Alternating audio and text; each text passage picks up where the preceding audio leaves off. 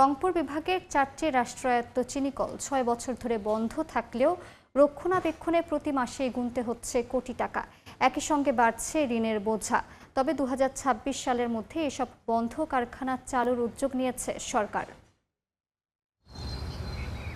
একসময় আখের মৌসুম এলেই কর্মচাঞ্চল্যে মুখর থাকত শ্যামপুর চিনিকল, অথচ এখন এই কারখানা নীরব, নিস্তব্ধ। পড়ে আছে বিশাল স্থাপনা, ভারী যন্ত্রপাতি। রংপুর বিভাগের শ্যামপুর, রংপুর, সেতাবগঞ্জ ও পঞ্চগড় এই 4 চিনিকলের মাড়াই কার্যক্রম বন্ধ রয়েছে 2020 সাল থেকে।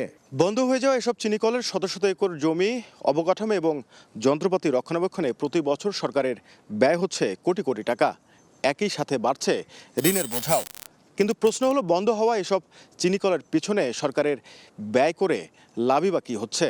সম্প্রতি এসব শিল্প প্রতিষ্ঠানকে নতুন বিনিয়োগের মাধ্যমে উৎপাদনে ফিরিয়ে আনা, অলস সম্পদের ব্যবহার নিশ্চিত করা এবং কর্মসংস্থান সৃষ্টি করতে উদ্যোগ নিয়েছে সরকার। তবে শ্রমিক নেতারা বলছেন, টেকসই পরিকল্পনা বাস্তবায়নে সরকারকে চিনিকল সংশ্লিষ্ট সব পক্ষের মতামতকে গুরুত্ব দিতে হবে। চাষির প্রতিনিধি নেওয়া হোক, শ্রমিকের প্রতিনিধি নেওয়া হোক, এখানে কর্পোরেশনের প্রতিনিধি থাক, এখানে সরকারের প্রতিনিধি থাক, আলোচনা হোক সেখানে কেন এই মিল লস হচ্ছে তার রূপরেখা বের হয়ে আসবে এবং এই মিলগুলো লাভ কিভাবে করা যায় তার জন্য সুন্দর একটা পরিকল্পনা নেওয়া সম্ভব। অর্থনীতিবিদরা বলছেন, বিনিয়োগ ও আধুনিক পরিকল্পনার মধ্য দিয়ে এসব বন্ধ শিল্প সচল করা গেলে উত্তরের অর্থনীতি অনেক বেশি গতিশীল হবে। চিনিকল কেন্দ্রিক যে কৃষি ব্যবস্থাপনা এবং ব্যবসা প্রতিষ্ঠান এবং অর্থনৈতিক কর্মকাণ্ড ছিল সেগুলো আবার নতুন করে গড়ে উঠবে এবং ভারী শিল্প গড়ে ওঠার কারণে কৃষির যে প্রাণ চঞ্চলতা সেটা ফিরে আসবে এবং অর্থনীতিতে একটা চাঙ্গাভাব আসা সম্ভব। কর্তৃপক্ষের তথ্যমতে মিলগুলোকে লাভজনক করতে শুধু চিনি উপজাত ব্যবহার করে ইথানল, বিদ্যুৎ উৎপাদন এবং বিট সুগার তৈরির আধুনিক প্ল্যান্ট স্থাপনের